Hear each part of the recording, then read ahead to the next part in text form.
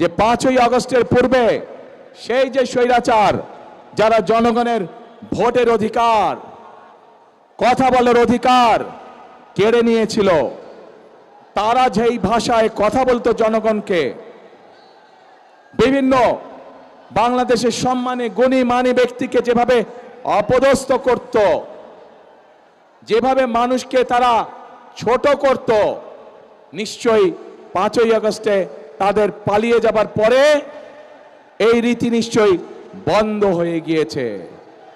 কিন্তু দুঃখের সাথে আমরা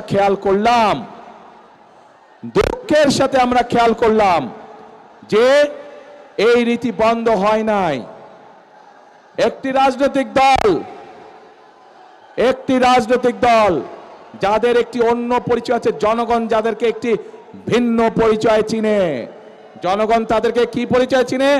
গুপ্ত পরিচয় চিনে, গুপ্ত পরিচয়। আপনারা চিনেন কারা তারা গুপ্ত? বাংলাদেশের রাজনীতিতে কারা সেই গুপ্ত? চেনেন আপনারা, আলহামদুলিল্লাহ। প্রিয় ভাই বোনেরা, বর্তমানে বাংলাদেশে এক নতুন জালেমের আবির্ভাব হয়েছে। এই গুপ্ত সংগঠনের ব্যক্তিরা